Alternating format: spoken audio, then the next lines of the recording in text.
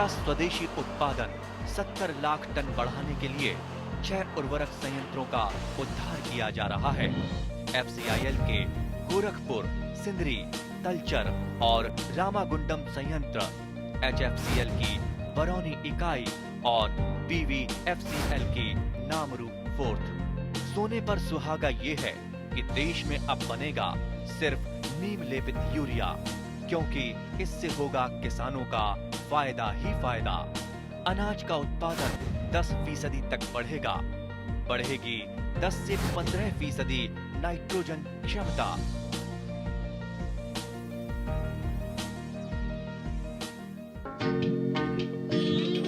অসমৰ কৃষিখণ্ডলৈ অহা বহুতো পৰিৱৰ্তনে প্ৰচুৰ সম্ভাৱনীয়তা কঢ়িয়াই আনিছে। অসমৰ অৰ্থনীতি মূলতঃ কৃষি নিৰ্ভৰ। সহজ অৰ্থত অসমৰ অৰ্থনীতিৰ মূল পৰিকাঠামো কৃষিৰ ওপৰত নিৰ্ভৰ কৰি গঢ়ি উঠিছে। প্ৰকৃতিয়ে অনন্য জৈৱ বৈচিত্ৰ্যৰে গঢ়ি তোলা অসমৰ কৃষিভূমি প্ৰায় সকলো প্ৰকাৰৰ শস্যৰ বাবে উপযোগী। এই আমাৰ সুযোগ আৰু সম্ভাৱনা। তাৰোপৰি অসমৰ কৃষিখণ্ডই এক গতিশীলতা পাইছে। এই গতিশীলতাক উজ্জীৱিত কৰি তুলিছে বৰ্তমান গ্ৰহণ কৰা বিভিন্ন আঁচনিৰ লগতে কৃষকৰ উদ্যমিতা এক প্ৰধান কাৰক ৰূপে বিবেচিত হৈছে। কৃষিৰ বিভিন্ন পদ্ধতি ইতিমধ্যে কৃষকৰ মাজত জনপ্ৰিয় হৈ সমাদৰ লাভ কৰিছে। ইয়াৰ ভিতৰত এটা উল্লেখযোগ্য পদ্ধতি হ'ল সমন্বিত কৃষি ব্যৱস্থাপনা। ই এক সংযুক্ত কৃষি ব্যৱস্থাপনা। ইয়াৰ জৰিয়তে কৃষিৰ লগতে মীন পালন, হাঁহ কুকুৰা, গাহৰি পালন, উদ্যান শস্য আদিৰ খেতি কৰি কৃষকৰ আয় বঢ়োৱাৰ লগতে ফাৰ্মৰ বৰ্জিত পদাৰ্থৰ সঠিকভাৱে স্বনিৰ্ভৰশীলভাৱে ব্যৱহাৰ কৰি কৃষকৰ আয় বঢ়োৱাৰ লগতে বৰ্জিত পদাৰ্থৰ পুনঃ ব্যৱহাৰেৰে কৃষকক অধিক সমৃদ্ধিশালী হোৱাত সহায়ক হয়। নলবাৰী জিলাৰ বানেকুচি গাঁৱৰ শ্ৰী বিশ্বজিৎ কাকতি ফাৰ্মাচী শিক্ষাৰে উচ্চ শিক্ষিত এই যুৱকজনে সমন্বিত কৃষি ব্যৱস্থাপনাৰ এক সুন্দৰ প্ৰয়াস দিবলৈ যত্নপৰ হৈছে। 2016 চনত কৃষিকাৰ্যৰ লগত জড়িত হৈ পৰা এই যুৱকজনে কৃষি পামৰ বৰ্জিত পদাৰ্থৰ ব্যৱহাৰিক দিশটো অতি আকৰ্ষণীয়ভাৱে গঢ়ি তুলিছে। মীন পালনৰ সমান্তৰালকৈ উদ্যান শস্যৰ বিভিন্ন শাক পাচলিৰ খেতি কৰে। সম্পূৰ্ণ জৈৱিকভাৱে কৰা উৎপাদিত সামগ্ৰীসমূহৰ বজাৰ চাহিদা অধিক। ইয়াৰ লগতে ছাগলী পালন, গাহৰি পালনৰ লগতে কৃষি পৰ্যটনৰ ক্ষেত্ৰখনত নিজৰ সবল স্থিতি প্ৰকাশ কৰিবলৈ সক্ষম হৈছে। সমন্বিত কৃষি ব্যৱস্থাপনা সম্পৰ্কে শ্ৰী বিশ্বজিৎ কাকতিয়ে আমাক এইদৰে কয়। ইয়াত আমি এখন ইণ্টিগ্ৰেটেড ফাৰ্মিং ছিষ্টেমত ফাৰ্মখন বনাবলৈ চেষ্টা কৰি আছোঁ। ইয়াত আমাৰ ডাকাৰী আছে, হাঁহ পালন কৰি আছোঁ, কুকুৰা পালন কৰি আছোঁ। লগতে আমি পুখুৰী পাৰতে 3টা বেলেগ বেলেগ প্ৰত্যেক বেলেগ বেলেগ ছিজনত 3টাকৈ খেতি কৰিবলৈ চেষ্টা কৰোঁ। তলত এটা, ছাইডত এটা খেতি আৰু ওপৰত এটা খেতি। তেনেকুৱা আমি মাছৰুম কৰি আছোঁ। তাৰপিছতে আপোনাৰ গৰু, ছাগলী আৰু গাহৰিও পালন কৰি আছোঁ। আৰু আমি বিশেষকৈ বহুত প্ৰাধান্য দিছোঁ আমাৰ ৱেষ্ট মেনেজমেণ্টৰ ছিষ্টেমত। আমি এটা বস্তুৱেই বিচাৰোঁ যে আমাৰ যেতিয়া ৱেষ্টখিনিয়ে যদি আমাক অকণমান পইচা দিয়ে তেতিয়াহ'লে ফাৰ্মিংটো বহুত বেছি ইজি হৈ যায়। সেইকাৰণে আমি ভাৰ্মি কম্প'জো কৰি আছোঁ বা আমাৰ যিখিনি গাহৰি গোবৰ বা ইউৰিনখিনিৰে আমি বায়'গেছ আৰু বায়' ফাৰ্টিলাইজাৰ ইউজ কৰি আছোঁ, যিটো আমাৰ কিটচেনত ফুৱেল হিচাপে ইউজ হৈ আছে। তাৰ লগতে মাছৰ খাদ্য আৰু আমাৰ খেতিৰ কাৰণে সাৰ হিচাপে, জৈৱিক সাৰ হিচাপে আমি পাই আছোঁ।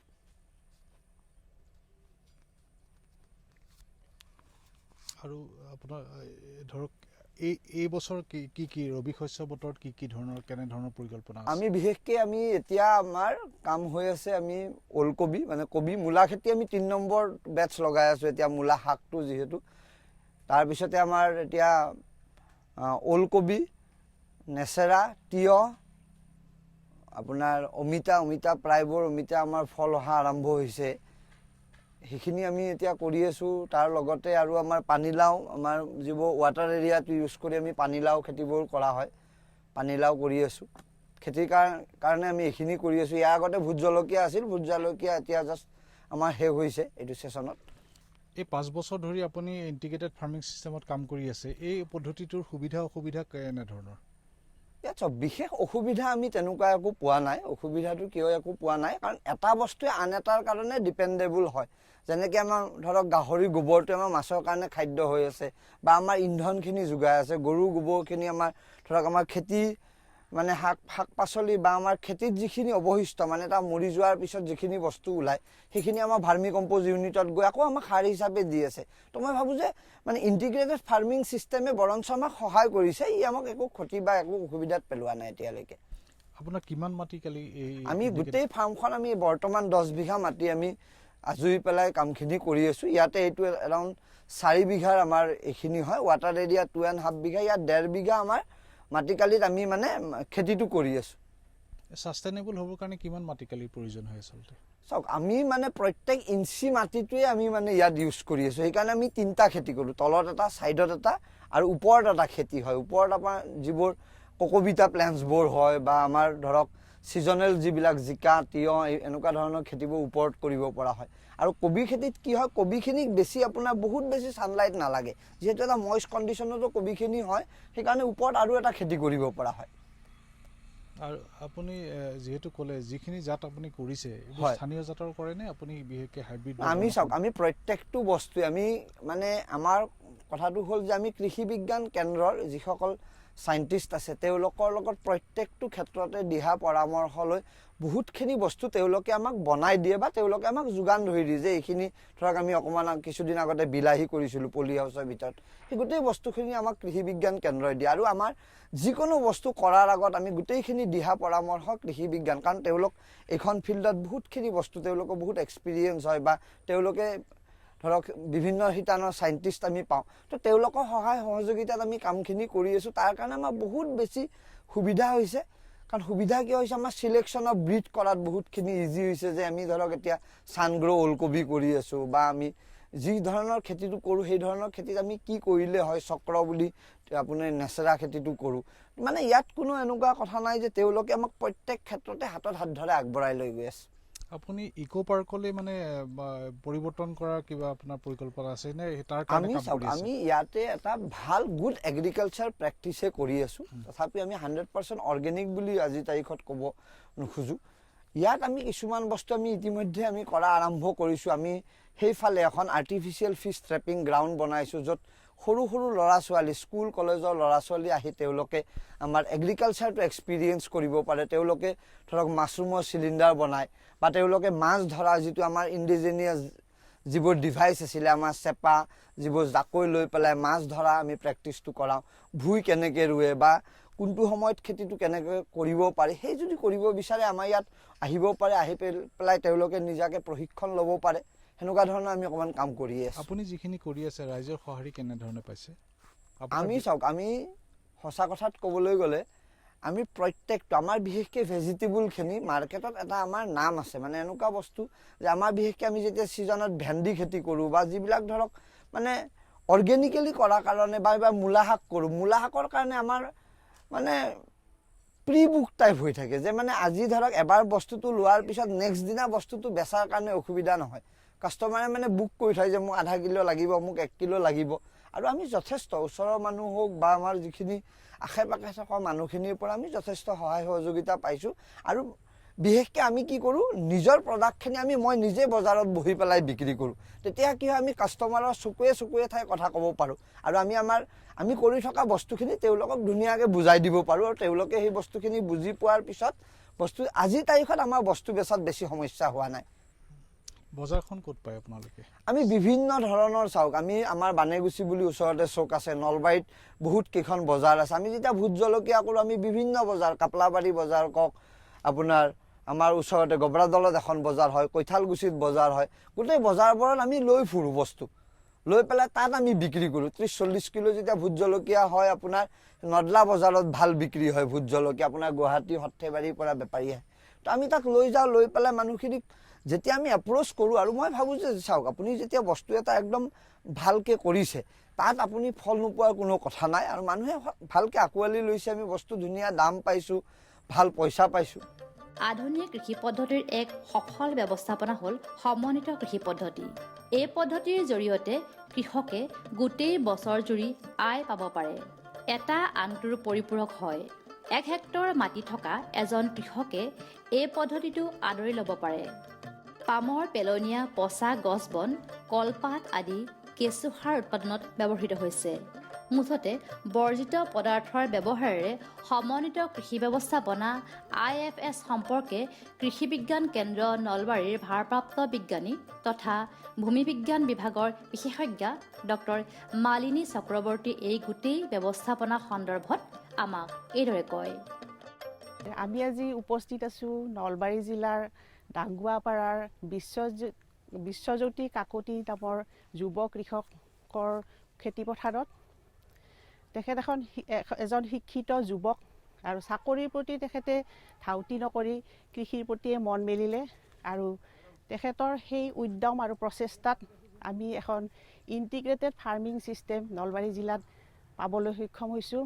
2016 চনতে এই ফাৰ্মখন আৰম্ভ হৈছিলে আৰু সেই দিনৰ পৰাই তেখেতে কৃষি বিজ্ঞান কেন্দ্ৰৰ লগত জড়িত হৈ আছে আৰু এখেতৰ এই ফাৰ্মখনত মৎস্য পালন, গো পালন, গাহৰি পালন, হাঁহ কুকুৰা পালন, ছাগলী পালনকে ধৰি মাছৰুম আৰু উদ্যান শস্যৰ খেতি কৰা হয় আৰু উদ্যান শস্যবিলাক বিশেষকৈ তেখেতে জৈৱিক পদ্ধতিতে কৰে আৰু আমাৰ যিটো ইণ্টিগ্ৰেটেড ফাৰ্মিং ছিষ্টেম বা সমন্বিত কৃষি পদ্ধতি আছে, এই পদ্ধতিটোৰ মূল উদ্দেশ্যটো হৈছে ৰিচাইক্লিং অফ ৱেষ্ট। এটা কম্পনেণ্টৰ পৰা ওলোৱা আৱৰ্জনাবোৰ অন্য এটা কম্পনেণ্টৰ কাৰণে ব্যৱহাৰৰ উৎস হ'ব পাৰে। যেনেকৈ মাছ পুহিছে, মাছৰ লগত হাঁহ পালন কৰিছে, হাঁহৰ যিটো মল সেইটো মাছৰ পুখুৰীত পৰিবলৈ দিয়া হৈছে আৰু মাছে খাদ্য হিচাপে গ্ৰহণ কৰিছে। এনেকুৱা ধৰণৰ এটা ইণ্টিগ্ৰেশ্যন কৰা হৈছে। তেখেতৰ ফাৰ্মত গাহৰি পালন কৰে, গাহৰিৰ ব্ৰিডিঙো কৰা হয় আৰু গাহৰিৰ পৰা যিখিনি এক্সক্ৰিটা ওলায়, গাহৰিৰ যিখিনি মল, সেই মলখিনিও তেখেতে সুন্দৰকৈ ব্যৱহাৰ কৰিছে। তাৰ পৰা তেখেতে বায়'গেছ উৎপন্ন কৰিছে আৰু বায়'গেছটো তেখেতে নিজৰ ঘৰুৱা ৰন্ধা বঢ়া কামত, লাইট জ্বলোৱা কামত ব্যৱহাৰ কৰে আৰু বায়'গেছৰ যিখিনি স্লাৰি সেইখিনি তেখেতে জৈৱিক খেতিত জৈৱিক সাৰ হিচাপে ব্যৱহাৰ কৰে। তদুপৰি ভাৰ্মি কম্প'ষ্ট কৰি আছে আমাৰ দিহা পৰামৰ্শমতে, মাছৰুম কৰি আছে।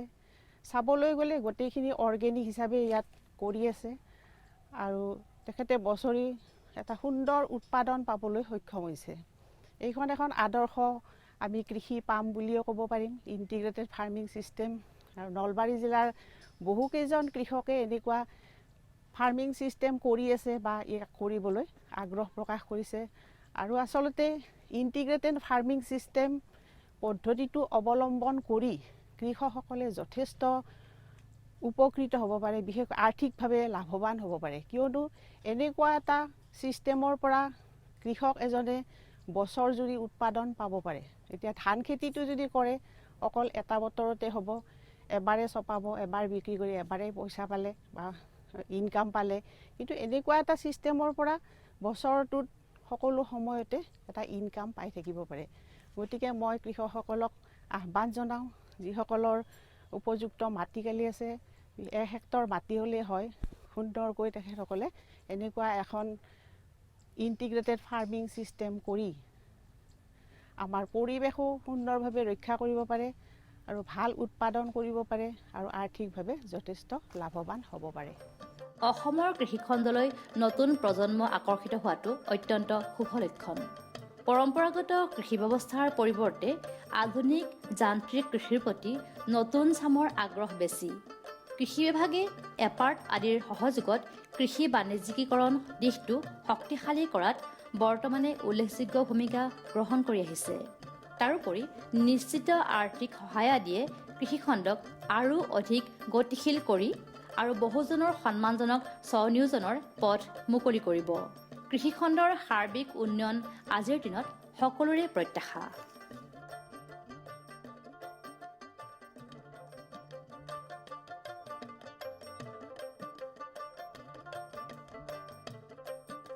দৰং জিলাৰ ৰামহৰি কৃষি চক্ৰৰ অন্তৰ্গত পশ্চিম মঙলদৈ উন্নয়ন খণ্ডৰ বলুপাৰা গাঁৱৰ প্ৰগতিশীল কৃষক মহম্মদ মইনুল হকে তেখেতে কৰি থকা বিভিন্ন জাতৰ লগতে আন বিষয়ত নিজ অভিজ্ঞতাৰে এনেদৰে কয়।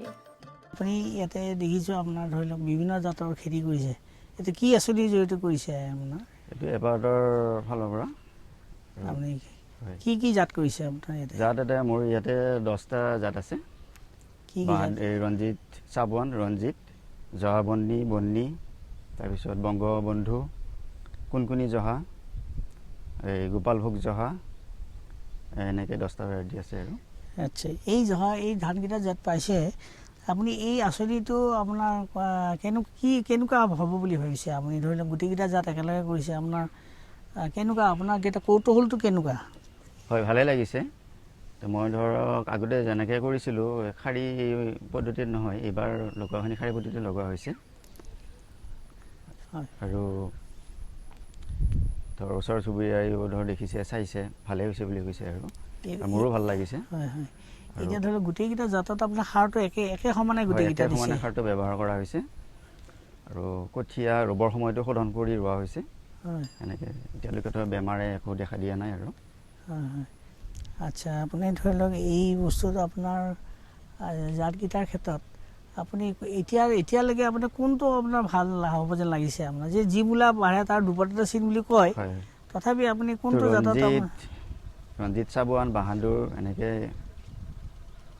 এইকেইটা ভাল দেখিছোঁ আৰু। হয় হয়, ক্ষেত্ৰ পৰিদৰ্শন কৃষি বিভাগৰ বিষয়া কৰ্মচাৰীৰ উল্লেখযোগ্য দায়িত্ব, এই ক্ষেত্ৰত নিজৰ দায়িত্বতে ক্ৰপ কেফেটেৰিয়া পৰিদৰ্শন কৰা সহকাৰী প্ৰযুক্তি সহায়ক মহম্মদ আব্দুল ছালামৰ লগত আছে প্ৰগতিশীল কৃষক ৰুস্তম আলী। প্ৰগতিশীল কৃষক দৰঙৰ জাবেৰকুচি গাঁৱৰ ৰুস্তম আলীয়ে অঞ্চলটোৰ বাবে কৃষি বিভাগৰ লগত যোগাযোগ কৰি যথেষ্ট সহায় কৰা দেখা যায়। ৰুস্তম আলীয়ে তেওঁৰ অভিজ্ঞতাৰে কৃষি কাম কাজৰ ওপৰত চমু বক্তব্য দি এনেদৰে কয়। মই এপাৰ্টৰ আঁচনিৰ অধীনত কিছু খেতি কৰি মই বিভিন্ন লাভাৱানো হৈছোঁ। তৰুণ শইকীয়া PTM। আচ্ছা, আপুনি আপুনি ধৰি লওক আৰু কি খেতি কৰে আপুনি? মই শালি ছিজনত শালি, তাৰপিছত ৰবি শস্যত এই সৰিয়হ, মাকৈ, আলু, এই ভেজিটেবল ধৰ এই বিলাহী, কবি, বেঙেনা, বিভিন্ন জাতৰ খেতি কৰোঁ। আপোনাৰ এই গাঁওখনত ধৰি লওক আপুনিতো ধৰি লওক প্ৰগতিৰ কৃষক হিচাপে বিভাগৰ পৰা কিছু সুবিধা পাইছে, এই আপোনাৰ কি সুবিধা আমাৰ চৰকাৰৰ ফালৰ পৰা আগবঢ়াইছে? চৰকাৰৰ ফালৰ পৰা মই পানীৰ সুবিধা পাইছোঁ আৰু জিলা কৃষি বিষয়া মহোদয়ৰ জৰিয়তে কিছু সাৰ, বীজ যোগান ধৰিছে বা সময়ে সময়ে পৰিদৰ্শন কৰি দিহা পৰামৰ্শ দিছে। বিভিন্ন বিভাগৰ এই বিভাগীয় কৰ্তৃপক্ষই। আপোনাৰ এই যে দেখিছোঁ আপোনাৰ ক্ৰপ কেফেটেৰিয়া ইয়াতে কৰিছে, আপুনি ইয়াতে কেনেধৰণৰ সহায় কৰিছে আপুনি? তেওঁ মানে যিকোনো মুহূৰ্তত ধৰ কঠীয়া বিচৰাত হওক বা মানে কেনেকৈ কি কৰা যায়, সেনেকৈ মই দিহা পৰামৰ্শ দি লগত আছোঁ আৰু। আশা কৰা হৈছে এপাৰ্ট আঁচনিৰ ৰাইজ ক্ৰপ কেফেটেৰিয়া নামৰ বিশেষ কাৰ্যসূচীয়ে ধানৰ জাতৰ সম্প্ৰসাৰণ, সংৰক্ষণ, বাণিজ্যিকৰণৰ বিষয়ে তথা ক্ষেত্ৰভিত্তিক অভিজ্ঞতাৰ সমল যোগাই কৃষক ৰাইজৰ লগতে বিভাগীয় লোককো উপকৃত কৰিব।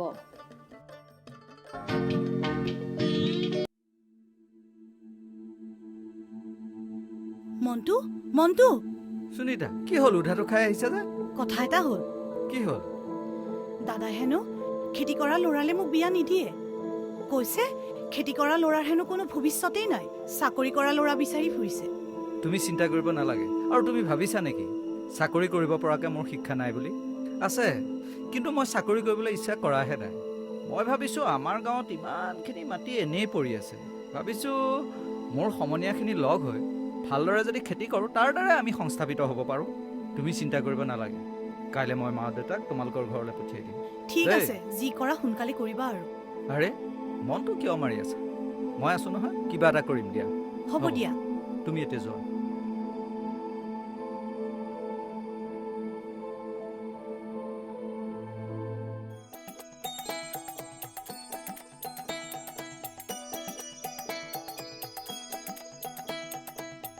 বাহ, ফ্ৰেছ চব্জি নহয় জানো? হয় দাদা, আমি গাঁৱৰ কেইজনমান সমনীয়া গোট খাই এটা বৃহৎ অংশ খেতি কৰিছোঁ আৰু লগতে কেইজনীমান গৰু পালন কৰিছোঁ, যাৰ কাৰণে অলপ অলপ গাখীৰ বিক্ৰীও কৰিব পাৰিছোঁ। এয়া আমি সম্পূৰ্ণ নিজে কৰা খেতি। আৰু কি কথা জানে দাদা, এয়া সম্পূৰ্ণ গৰু গোবৰে কৰা খেতি, কোনো ধৰণৰ দৰৱ ব্যৱহাৰ কৰা নাই। তোমাৰ কথা বতৰা শুনি এনেকুৱা লাগিছে যেন তুমি এজন শিক্ষিত যুৱক। হয় দাদা, পঢ়া শুনা একেবাৰে নকৰা নহয়, কিন্তু চাকৰিৰ পাছত আমি দৌৰি থকা নাই আৰু খেতিতে লাগি আছোঁ। তাকেইতো মোৰ দেখি সঁচাই ভাল লাগিছে। তোমালোকে গৰু গাখীৰো বিক্ৰী কৰিছা আৰু সেই গৰুৰ গোবৰো তোমালোকে জৈৱিকভাৱে খেতি কৰিছা। হয় দাদা। আৰু চোৱাচোন চোৱা, আমি চহৰত থাকোঁ, আজিকালি সকলোৱে ফাৰ্টিলাইজাৰ ইউজ কৰে, যিবিলাক চব্জি খোৱাটো মানুহৰ বাবে ক্ষতিকৰ। আৰু আজি আমি চহৰত সেইবোৰ চব্জি খাই আছোঁ। এনেকুৱা চব্জি যদি মানুহে খাবলৈ পায়, ইয়াতকৈ আৰুনো কি ভাল কথা হ'ব পাৰে। আচ্ছা শুনাচোন, শুনা, তুমি মোক ফুলকবি 1 কিলো দিয়া, গাজৰ 1 কিলো দিয়া। নাই, এটা কাম কৰা, তুমি সকলো বস্তু তুমি মোক 1 কিলোকৈ দি দিয়া। ঐ কিছু দেচোন দে।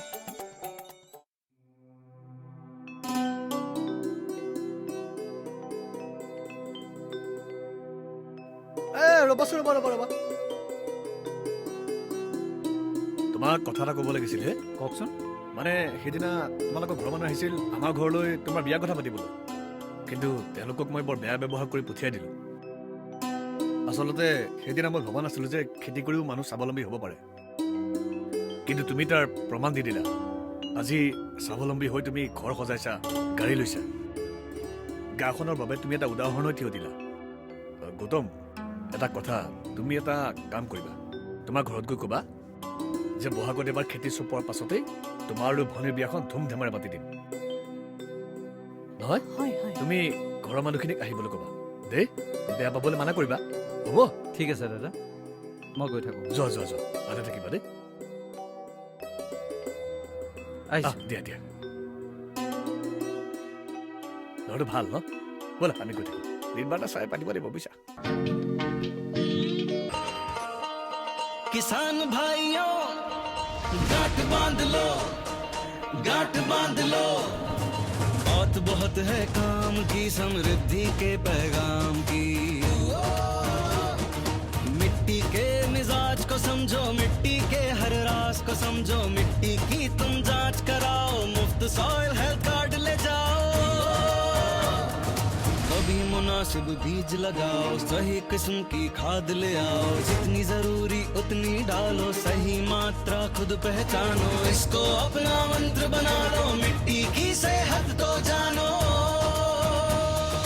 बात बहुत है काम की, कम लागत अधिक वरदान की। किसान भाइयों गांठ बांध लो, आज ही मिट्टी की जांच कराएं, राज्य सरकार के कृषि अधिकारी से संपर्क करें और मुफ्त में सॉइल हेल्थ कार्ड पाएं। कृषि और किसान कल्याण मंत्रालय द्वारा किसान हित में কৃষকসকলৰ বিভিন্ন সমস্যাৰ সমাধানৰ লগতে শেহতীয়া প্ৰযুক্তি আৰু প্ৰয়োজনীয় আনুষংগিক দিশৰ বিষয়ে জানিবৰ বাবে চাবলৈ নাপাহৰিব কৃষি দৰ্শন। প্ৰচাৰিত হয় প্ৰতি সোমবাৰৰ পৰা শুকুৰবাৰলৈ সন্ধিয়া 5:30 বজাৰ পৰা 6 বজালৈ।